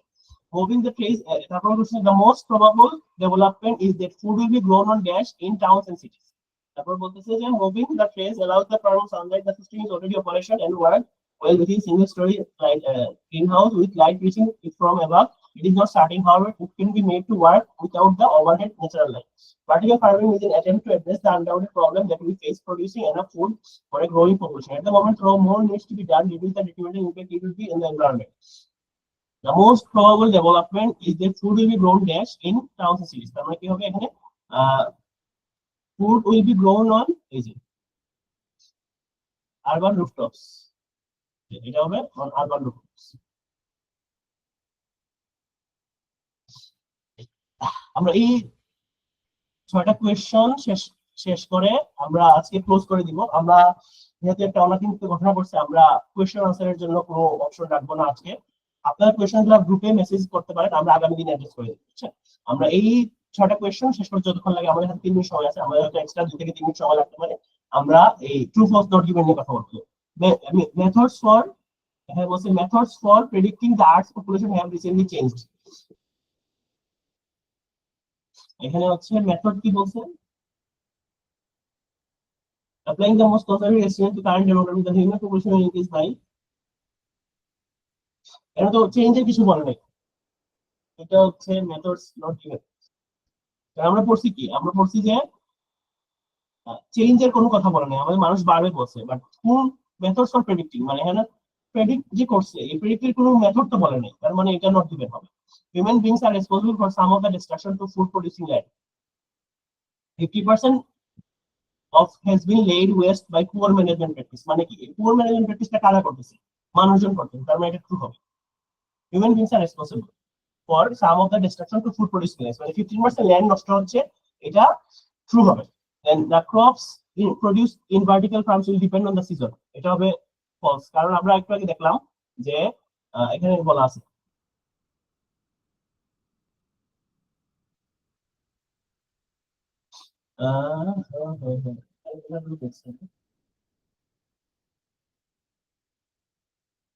এখানে একটা সেন্টেন্স বলা ছিল যে এটা পুরো বছর জুড়ে কি হবে, পুরো বছর জুড়ে যেহেতু আর্টিফিশিয়াল লাইট দিয়ে চলবে, তার মানে পুরো বছর জুড়ে আমাদের এই ক্রপসটা প্রডিউস হবে। এজন্য the crops produce in vertical farms will depend on the season of crops. Some damage to food crops is caused by climate change. এখানে ক্লাইমেট চেঞ্জের কথা কোথায় বলছে আমরা একটু দেখি।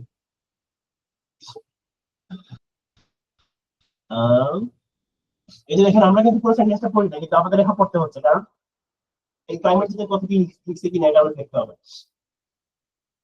সামনের food crops is caused by climate change. আচ্ছা, এখন আমরা দেখি যে যেহেতু food vertical farms and for the concept of multi-story food crops are would especially use the amount of transportation required. So provide successfully. The proposed vertical farms offer the promise to urban renewable sustainable production of a safe and very food supply. And eventual repair of the system has been sacrificed rather than farming. So it took humans 10,000 years to learn how to grow food on the crops we now take for granted. Along the way, it is despite most of the land we work, often turning verdant natural ecozones into semi-arid deserts. Within the same time frame, we evolved into an urban species. In 60% of human population now lives vertically in cities. That this means that the majority we we humans have shelter from the elements. Yet we subject our food-bearing plants to the rigorous of the great outdoors and can do no more than hope for a good weather year. However, more often than now due to the rapidly changing climate. Okay. এখানে বলছে যে some damage to food crops is caused by climate change. এখানে বলছে যে this means the majority of humans are shelter from the universe. Yet we subject our food-bearing plants to rigorous great outdoors and can do no more than hope to. It is not what happens. Messy plants, long dry hurricanes, ever monsoons take their to reach here, destroying millions tons of valuable crops. তার মানে এটা হবে yes, true. Fertilizers will be needed for certain crops in vertical farming. All food could be grown organically, eliminating the need for herbicides, pesticides, and fertilizers. It's a false. Vertical farming will make plants less likely to be affected by infectious disease. Their system would be greatly reduce the incidence of many infectious disease and adequate agriculture farming. It's a foreign language aspect. Vertical farming will make plants less likely to be affected by infectious disease. এখানে দেখছেন এই ওয়েতে আমরা solve করতে পারি। এরপরে হচ্ছে আরো কোয়েশ্চেন আছে, এগুলো আমরা দেখবো। আমরা যেহেতু 10:30 বলছি আপনাদেরকে, আমরা এই সেশনটা আজকের মতো এখানে আমরা ক্লোজ করি।